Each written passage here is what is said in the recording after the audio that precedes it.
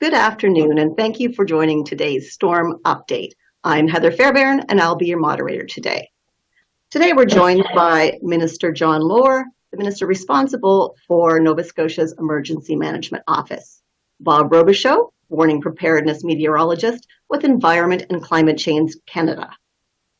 Joining us as well for questions will be Paul Mason, Executive Director of Nova Scotia Emergency Management Office, and as well Matt Drover, Senior Director of Energy Delivery with Nova Scotia Power. Joining us also is Chrissy Bailey, Senior Director of Field Operations with Eastlink. And finally, rounding out the pack is Jeff Moore, Network Director, Atlantic for Bell. And with that, allow me to turn things over to Minister Lohr for some opening remarks. Go ahead, Minister. Thank you, Heather. Good afternoon, and thank you for joining us. I know we've all been closely following Hurricane Lee's track over the past number of days. And while the storm may be weakening, it is still a significant storm, so we need to be ready. Bob will tell us more about the latest forecast in just a moment.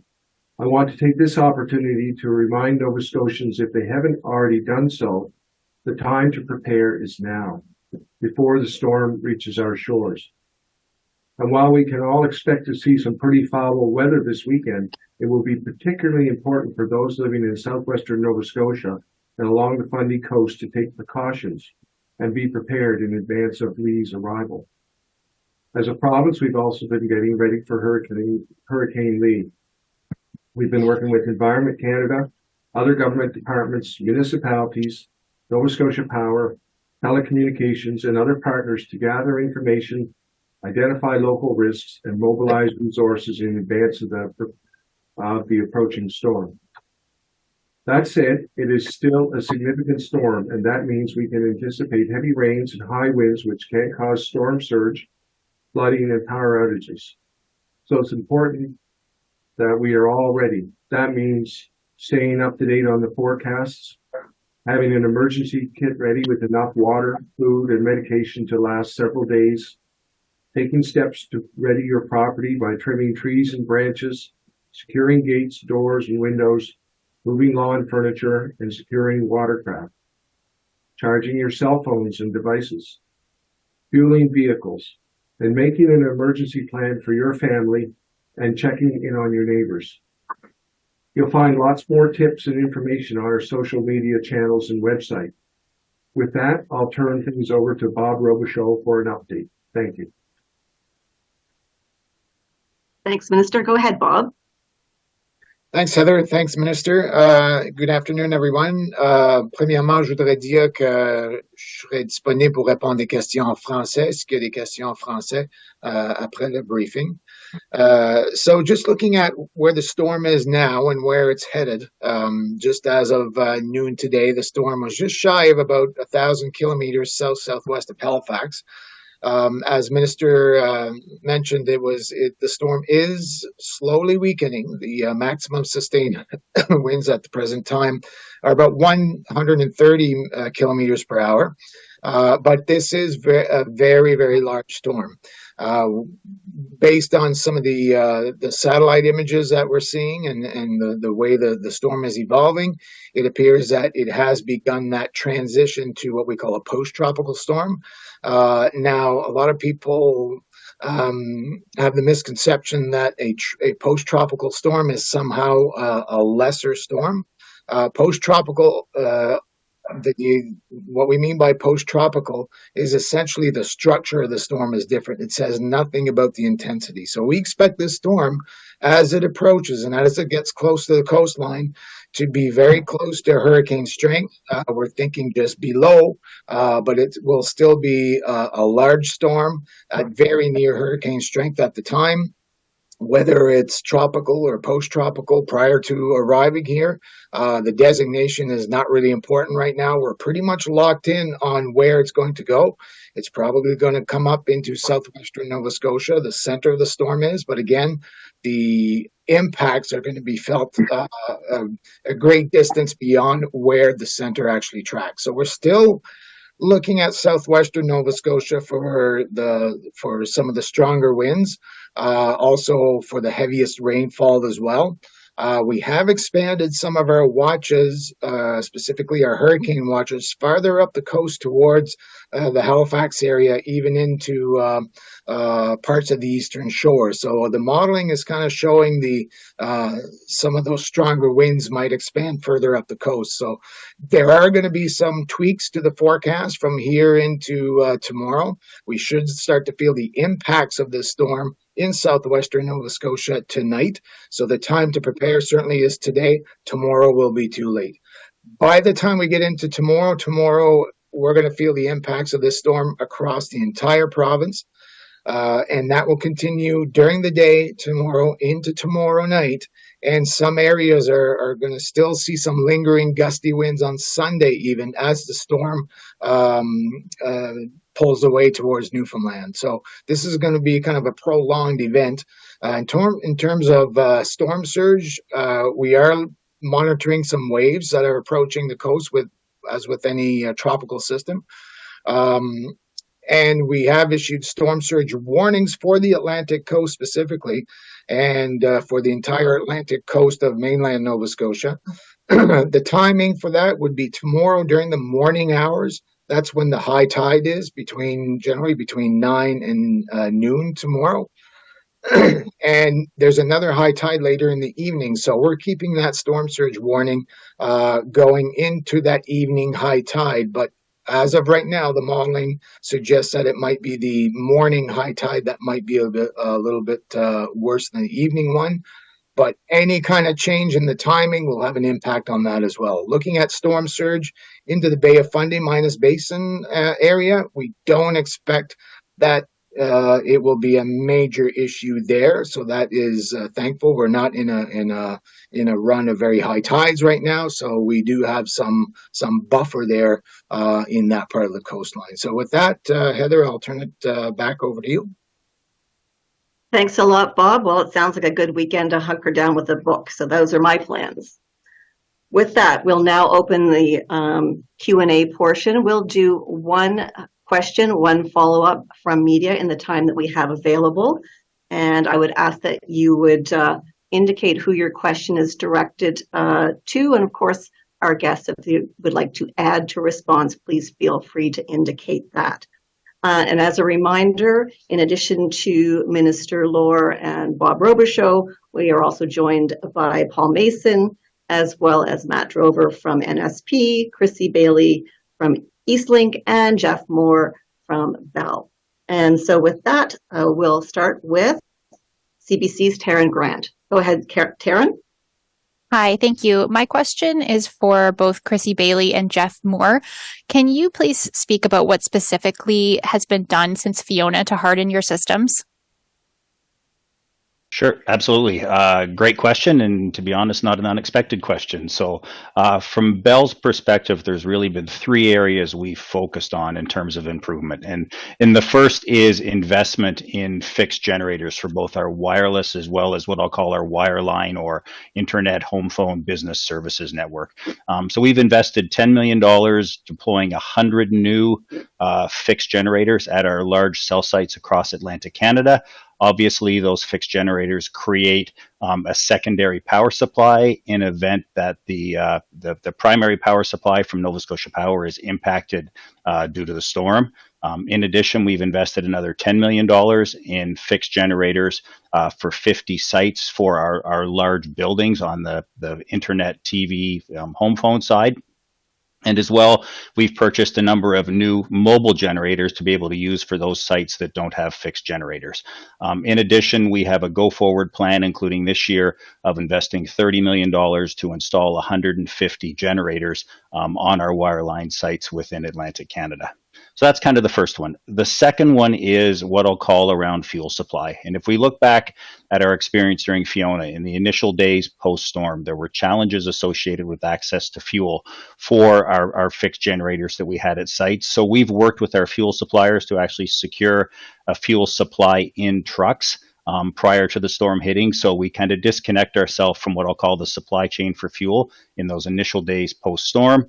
And the third area of focus is what I'll call human resource. Bell being a national company, we've always leveraged our co-workers in Ontario and Quebec to help us when we have a storm.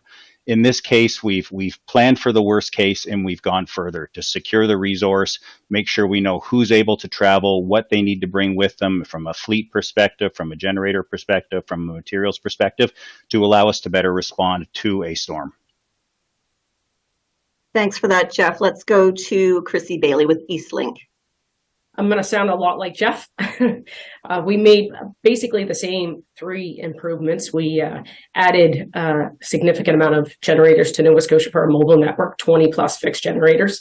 Our wireline service, we've added additional fixed mobile generators, and then a large complement of portable generators that will allow us to move quickly after assessing damage to impacted areas that we need to get beyond battery backup.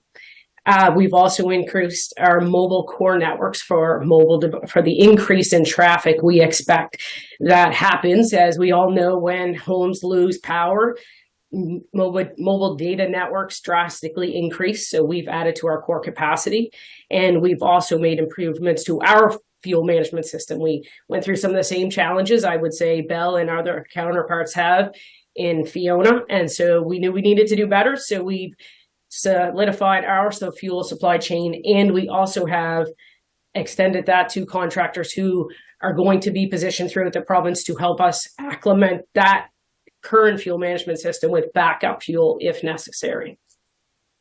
Thank you, Chrissy. Taryn, do you have a follow-up? Yeah, I'll follow up again with Eastlink and Bell. If there are still service disruptions, despite your best efforts, how will consumers be compensated? So I'll start and then hand it off to Chrissy. To be quite honest, until we understand the magnitude of the storm, the magnitude of the impact, there's no blanket, here's how we're going to approach it. We want to work with facts. We want to understand what happened, the magnitude of the impact before we make any decisions like that. And certainly, if it gets to that point where we are making decisions to compensate, we will obviously communicate that out through directly to our customers, but also through our social channels, any of the other mediums that we're using to communicate our response to the storm. Thanks, Jeff. Chrissy? Again, much the same. We're going to do right by our customers. One of our values is our customer service. So when as the storm unfolds and we decide what needs to be done from that perspective, account management, we will certainly do it case by case basis. But to Jeff's point, we will keep social media updated, our website, and call in voice messaging services for any updates on restoration and recovery efforts. Thanks, Chrissy. We'll move along now to All Nova Scotia, Paul Bacon. Go ahead, Paul, with your first question. Hi, my question would be for Chrissy Bailey. Just wondering if you could put a price tag on the improvements you were talking about a moment ago. To be truthful, I'll say that's somewhat outside of my area of expertise, so I would hate to under or overestimate that investment, but we could certainly circle back and get you that information. Thanks, Thank Chrissy. you. Paul, do you have a follow-up? No, thanks. Nope. Okay. Moving along, we'll go to CTV's Heidi Pachacek. Go ahead, Heidi. Heidi, can you hear me? Oh, yes, there I am. Sorry about that. The mute button was playing with me. I guess it would be a question for someone in provincial EMO. I'm wondering how much concern there is about the safety and state of waterfronts. I'm thinking of the Halifax waterfront or frankly anywhere in Nova Scotia with the storm surge that's anticipated. Is there anything that's being done to secure them? How are you feeling about that? Paul's just going to slide into position here, I see. Go ahead, Paul. Certainly, no, thanks, and thanks for that question. It's certainly something that we're monitoring and in discussions with our municipal partners. Obviously, storm surge is one of the variables which we're monitoring with regard to this event, particularly along the Atlantic coast. So we've reached out and have been in contact with our municipal partners to see what steps they may be taking on that, which might be simply, removing certain things, and looking to kind of ensure that things are solidified ahead of any potential impacts from that. So really, those have been discussions that we've undertaken with our municipal partners. Heidi, do you have a follow-up? How much concern is there, and this would be for Nova Scotia Power, about power outages? What extra has been done in advance of this storm to try to keep the system up and running? Thank you for the question, Heidi. So we've been really focused for the last week getting ready for this storm. Like Bob mentioned, it's the high winds that we're the most concerned about with Lee. And with those high winds, they definitely affect trees throughout the province and bring those trees down on power lines. The areas we're the most concerned about are that western part of the province, really Digby, Yarmouth, and Shelburne. We expect those will be the areas that have the highest winds and have the highest impact on trees. So we're pre-mobilizing all of our crews, all of our contractors that we're bringing in from other provinces down into those locations. They'll be spread throughout the entire province, but definitely the majority of people will be down in the western part, ready to respond to power outages as soon as they occur.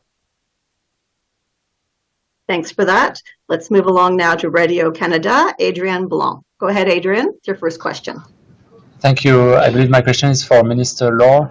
Where are we at improving the alerting system? Several municipalities know that their elderly, for example, don't really know how to use an app and may need a quick alert before the phone system goes down. So are the municipalities well equipped now if they need to send an alert? Well, thank you for the question. And I mean, following the events of the summer, you may know we're in a review of the emergency alert system that's underway. In terms of getting the message out, there's multiple platforms that are used to get the emergency alert messages out. TV would be one, cell phones obviously is one, but it's not the only one. We would also use radio. We would advise people to have a battery radio available in case the power's out. So there's multiple platforms that we would put emergency alerts out on. Does Paul Mason want to add to that response at all? Paul, yeah, things like looking at Paul. Yeah, as Minister touched on, I mean, there are various means of communication we can have with citizens that have events, this nature. Press releases, communications such as we're doing now, radio, and of course the Alert Ready system as well. We've activated our provincial coordination center here at noon today, and it will continue in operation throughout this event. In the case that some of the events that may impact in different areas of the province require utilization of the Alert Ready system, we'll work with our municipal partners to respond to the requests and disseminate those alerts, and we're prepared to support them on that front if required. Thank you, Paul. Adrienne, do you have a follow-up? Yes, for Chrissy Bailey and Jeff Moore, you've announced many improvements. Does it mean that people should expect just a few minutes of their network, cell network turning off, especially in rural areas? Or where are the spots where there still needs improvements and people should be more patient, I guess? Sure. Adrienne, very good question. I'll maybe take a step back, and there's two key components to being able to deliver wireless service to Nova Scotians. You need a cell site with power, and you need a fiber connection back to a core network somewhere. So there's things in that scenario that we as Bell can control, and we can control the cell site, we can control fuel, we can control having batteries on sites, we can control our response. What we can't control is the damage the storm does. So if there's fiber cables broken, if there's poles down that are impacting that connection or that fiber connection, to the cell site, those are things that I can't plan for. I can plan to respond, make sure I've got the right resources, the right equipment, the right material, but I don't know where that's going to happen. So we're very much dependent, if you wish, on what the storm does and where it does it. So long way of saying, for those things that I can be in control of, I definitely will state Bell, there will be an improved performance and improved response of the Bell wireless network, recognizing there's things in terms of damage caused by the storm that I can't control. And that's where we're just going to need to make sure we have the right response mechanisms in place. Thanks, Jeff. Chrissy, do you want to add to that? Again, not to sound much like Jeff. What we can control, we have completely prepared ourselves for that. We talked about adding capacity, adding small cell towers and small sites to add better levels of coverage, but we certainly cannot control what Mother Nature is about to bring forth. And so, as we all experience in catastrophic events of Fiona, we'll be ready to react. but we cannot control that level of damage or what's going to happen until the storm's aftermath. And then we'll react quickly to restore service. But we fully expect a better performance from the network with the capacity that we've added and the investments we've made in our backup systems. Thank you for that. Chrissy, we'll move along now to Sarah with the Canadian Press. Go ahead, Sarah, with your first question. Hi there. Thanks so much. Obviously, we're getting a lot of comments from people we interview about how they don't want this to be like Fiona. I wonder, Mr. Robichaud, if you could speak a bit about the differences between Lee and Fiona, like in terms of the speed at which it's traveling, strength, that kind of stuff. Well, the intensity of the storm already is weaker than Fiona was when Fiona made landfall. For sure, Lee is a big storm, but Fiona was a pretty large storm as well. And some of the speeds, the forward motion of the storm, of both storms are kind of similar, but this is fairly typical for a storm of this nature that moves into northern latitudes to start accelerating. When that happens, that creates a phenomenon where the waves grow fairly high, and we're seeing some high waves out there now. So we are going to see some waves, some high water, strong winds. But on all counts, what we should see with this storm is going to be less than what we saw with Fiona.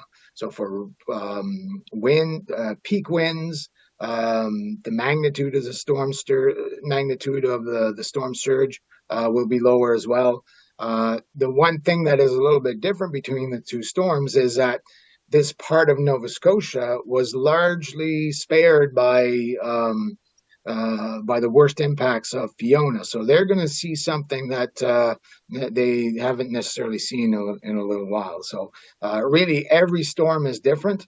But I think when this is all said and done, although we will see impacts, the impacts won't be as severe as what we saw with Fiona. Thanks, Bob. Sarah, your follow-up? I guess this is for government folks, but some of the people kind of in the line of fire, so to speak, they've also been through fires and floods. And I'm wondering if the government is preparing to offer more mental health services to people who are maybe having a hard time right now with this anxiety. Yeah, thank you. I'll take that question. I mean, we realize that there's been a fair bit of weather and the EMO type event-induced trauma across the province. There's no doubt about that. And we continue to make those investments. I think my colleague, Minister Comer, made a significant investment a couple of days ago. But we certainly recognize the stress these events cause on the public and continue to make investments in all sorts of healthcare, but including mental health resources. Okay, thank you. And moving along, we'll go to Advocate Media, Jake Boudreau. Go ahead, Jake, with your first question. Yes, this question is for Bob Robichaud. If the timing does line up with the high tides, how grave is the threat from the high waves and the storm surges for those along the Atlantic coast of Nova Scotia? Right, looking at our modeling right now, it looks like certainly some areas of the coastline will get to that level where there's certain things that flood. Again, when we're talking about storm surge, timing is just so critical. Like I said earlier, some of the timings of the larger waves and the highest surge seems to occur, the peak of that seems to occur closer to low tide. So if the storm speeds up a little bit, that will cause a little bit higher water levels at the coast. And if it's delayed by a certain amount of time, then we're looking into next a high tide, which is going to be during the evenings. So some of the areas that we know usually have problems when we have these events, like Lawrencetown Beach, and some of the waves and some of the rocks that wash up over the walkway there. Those are the kinds of impacts we're going to see as we head into tomorrow morning and possibly into tomorrow evening. Jake, do you have a follow-up question? Yes, I noticed that you guys mentioned basically from Shelburne County east to Guysborough. Is there any threat to the areas east of Guysborough, such as Richmond County, which is kind of shares the same coast?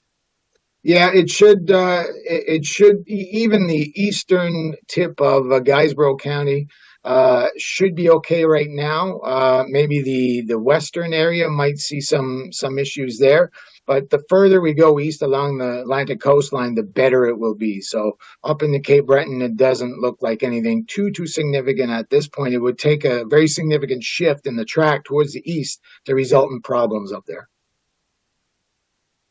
Thank you. We'll move along to Tri-County Vanguard Saltwire with Tina Camo. Go ahead, Tina.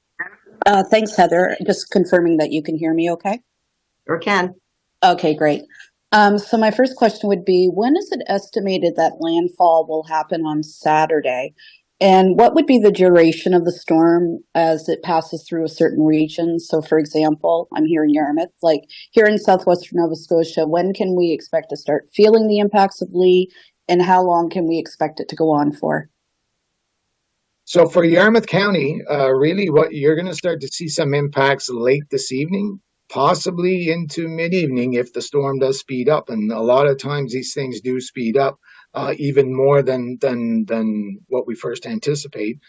So it is accelerating right now. If the rate of acceleration increases, then you're looking at things a little bit earlier. But certainly any kind of preparations should be completed by late this afternoon, early evening at the latest. Because we are going to start to see some of that rain, and the winds are gradually going to start to pick up in the late evening, certainly into the overnight hours. By tomorrow morning in Yarmouth County, you're already into it at that point. And I mentioned earlier how large this storm is. So we are going to see some of those impacts arrive well in advance of the center of the storm. We're looking at the center arriving somewhere close to Yarmouth County tomorrow afternoon. But like I say, you're going to see the impacts or the effects of the storm way before that. Once the storm moves up wherever it happens to go, whether it's in the Bay of Fundy or up into New Brunswick, those winds are going to shift around to a more northwest to southwesterly direction. Those winds are going to continue for a period of time into Saturday night and Sunday. So I'd say the worst conditions, you're looking at about 12 hours. All told, for many areas, it's going to be more than 24 hours, maybe even up to 36 hours that you're going to see some sort of gusty winds from the storm itself, because it's going to last into Sunday, certainly for some areas. Go ahead with your follow-up, Tina. Thank you, Heather. So people become very curious during storms such as this, and they want to go out and see what the damage is. Can someone stress the importance of people to stay off the roads, not just for their own safety, but for the first responders that are out there? And what should people do, like if they have down power lines on their properties or trees falling on power lines? Thank you. I can respond to that one. Yeah, just really emphasize, as with past events, certainly to your point, there's a natural curiosity to go out there and kind of, take a look at what damage may have occurred or, the intensity of the storm within your particular area. But, as with past events, we certainly encourage people to stay at home, stay off the roads, don't, give into a temptation to go out and take a look around. Obviously those types of activities when in the midst of an event and even after an event like this, you're really putting yourself at significant risk, whether that be through things like falling trees, down power lines or what have you. And of course, first responders be very busy helping to kind of mitigate some of the impacts of this event and having, unnecessary traffic out on the roads or just even pedestrian is not helpful. So I certainly encourage people to, follow direction and to stay home until this weather system is passed off. And perhaps I'll call on Matt Drover just to specifically address that down power line question. Thank you. So down power lines are definitely a safety concern. We recommend staying as far away from down power lines as possible. If you see lines on the ground, lines on vehicles, stay far away from that and call into our call center right away. And we will send somebody out there to remove those power lines. Our people are trained in that and they take that safety very seriously. So stay as far away from possible, and we'll come out and we will remove them. Important message. Thank you, Matt. And let's wrap things up with Mike Tutton from Canadian Press. Go ahead, Mike. Your first question. I'll just stay with Matt for a second. You had a news conference earlier this year. You talked about adding tree trimming. Has any of that really come into effect yet, or the added tree trimming, or is that more a 2024 thing? It's actually 2022 and 2023, and in addition 2024 as well. So after Fiona, we kept crews behind, about 100 forestry crews focused on those trees that had been weakened after Fiona. So we cut over 10,000 trees since Fiona. In addition to that, we are spending $32 million this year in 2023 on removing trees, trimming branches, getting trees as far away from power lines as possible.